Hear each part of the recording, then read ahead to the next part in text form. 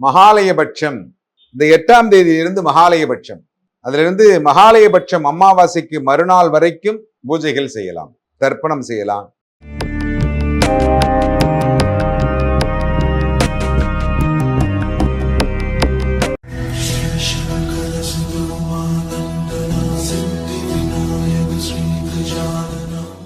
பரசுராம பரசுராம ஜமதக்னி ராமா பரசுராமா பரசுராமா ரேணுகாராமா.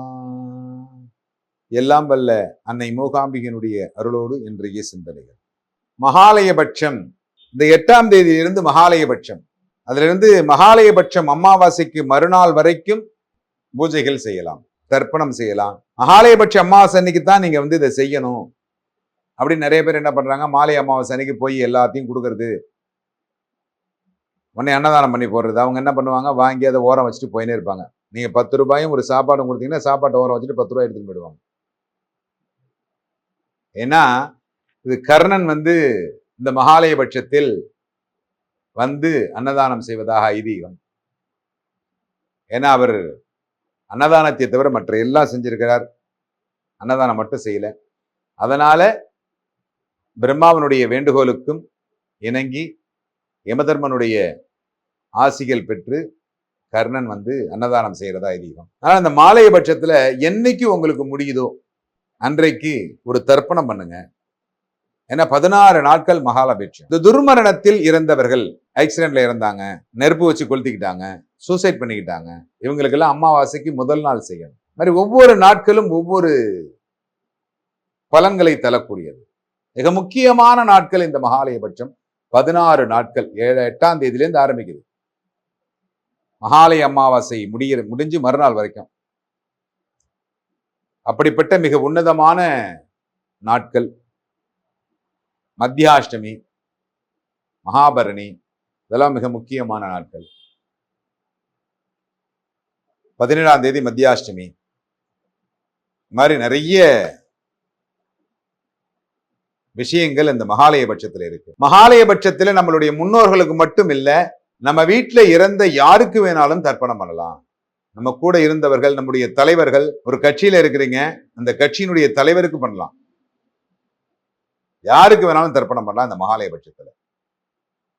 மகாலயபட்சம் அப்படிங்கிறது அவ்வளவு மிக முக்கியமான நாள். அந்த நாட்களை எவ்வளவு தூரம் நீங்கள் புனிதமாக்கி கொள்ளுகிறீர்களோ.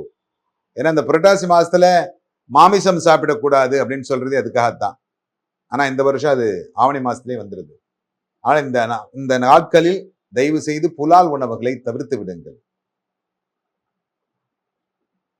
முடிந்த அளவு விரதம் இருங்கள். அப்படி விரதம் இருந்து இந்த 14 நாட்களில் முடிந்த அளவு முன்னோர்களை வணங்குங்கள். அப்படி வணங்குனீங்கன்னா நிறைய நிகழ்வுகள் நடைபெறும். மகாலயபட்சத்தில் தர்ப்பணம் முடிஞ்ச அளவு கொடுங்க. என்னைக்கெல்லாம் முடியுதோ அன்னைக்கெல்லாம் கொடுங்க. இன்னைக்குதான் கொடுக்கணும், அன்னைக்குதான் கொடுக்கணும் அப்படின்றதெல்லாம் கிடையவே கிடையாது. 16 நாள்ல என்னைக்கு வேணாலும் நீங்க தர்ப்பணம் கொடுக்கலாம். என்னைக்கு உங்களுக்கு முடியுதோ. ஞாயிற்றுக்கிழமை தான் சார் என்னால முடியும், மற்ற நாள் என்னால் முடியாது, கொடுங்க, ஞாயிற்றுக்கிழமை கொடுங்க. இந்த 16 நாட்களும் பிரதமை டு பிரதமை மிக முக்கியமான நாட்கள். இந்த நாட்களில் நீங்கள் செய்கின்ற காரியங்கள் பல மடங்காக போய் சேரும். காருண்ய பிதிரு, என்னுடைய சகோதரன் இறந்துட்டான், அவனுக்கு குழந்தை இல்லை, கொடுக்கலாம். என்னுடைய காதலி இறந்துட்டாயா, கொடுக்கலாம். காதலியுடைய பேரை சொல்லி கொடுக்கலாம், தர்ப்பணம் கொடுக்கலாம். அவள் ரொம்ப சந்தோஷப்படுவா. அதுக்கப்புறம் நீங்க ரொம்ப சந்தோஷமா நீங்க வாழலாம். எப்படி காருண்ய பிதருக்கு நீங்க செய்றீங்களோ அப்பதான் உங்களுக்கு உங்களுடைய வாழ்க்கையில் வெற்றிங்கிறது நிறைய கிடைக்கும். யாரெல்லாம் உங்களுக்கு பிடித்தமானவர்கள் இறந்திருக்கிறார்களோ அவர்களுக்கெல்லாம் நீங்கள் தர்ப்பணம் செய்யலாம். விருட்சத்துக்கு பண்ணலாம், சர்பத்துக்கு பண்ணலாம், பறவைகளுக்கு பண்ணலாம், மிருகங்களுக்கு பண்ணலாம். எல்லா ஜீவராசிக்கும் இந்த மாலையபட்சத்தில் நீங்கள் தர்ப்பணம் செய்யலாம். இந்த ஜீவராசியை நினைத்து நீங்கள் தர்ப்பணம் செய்தால் அது அவர்களுக்கு புனித நீராக போய் சேரும். அப்படிப்பட்ட மிக முக்கியமான நாள் இந்த மகாலயபட்சம். இந்த முக்கியமான நாட்களை நீங்கள் முடிந்த அளவு வெளி உணவுகளை சாப்பிடாதீர்கள். வீட்டில் சமைச்சு சாப்பிடுங்க. வெளியில போய் உணவு எங்கேயும் சாப்பிடாதீங்க. கொஞ்சம் விரதத்தை கடைபிடியுங்கள். அப்படி கடைபிடிச்சிங்கனாக்க உங்களுடைய முன்னோர்களுடைய ஆசியில் உங்களுடைய குழந்தைகள் நன்றாக இருப்பார்கள். ஏன்னா இன்னைக்கு இந்த உணவு அப்படிங்கிறது மிக முக்கியமான, உணவுக்காக வாழக்கூடியவர்கள் அப்படின்னு நிறைய பேர் இருக்காங்க. அது கேட்டால் உடனே ஃபுட்டி அப்படின்றாங்க. உணவுக்காக வாழறது, உயிர் வாழறதுக்கு தான் உணவு தவிர உணவுக்காக நம்ம வாழக்கூடாது. அதை புரிந்து கொள்ளுங்கள். இந்த மகாலய பட்சத்தில் முடிந்த அளவு தானம் செய்யுங்கள். யாருக்காவது 2 பேருக்கு சாப்பாடு மத்தியானத்தில் வாங்கி கொடுங்க. டெய்லியுமே வாங்கி கொடுக்கலாம் அந்த 16 நாளும். யாராருக்கெல்லாம் நீங்க செய்யணும்னு நினைக்கிறீங்க, கொடை வாங்கி கொடுங்க, செருப்பு வாங்கி கொடுங்க, என்ன உங்களால முடியுமோ, என்ன நினைக்கிறீங்களோ வாங்கி கொடுங்க. ஒரு பாட்டில் தண்ணி வாங்கி கொடுங்க. என்ன முடியுமோ அதை செய்யுங்க. அப்படி செய்தீர்களே ஆனால் எல்லோரும் சந்தோஷமாக, உங்கள் குடும்பம் ஒற்றுமையாக இருக்கும் என்பதில் ஐயமில்லை.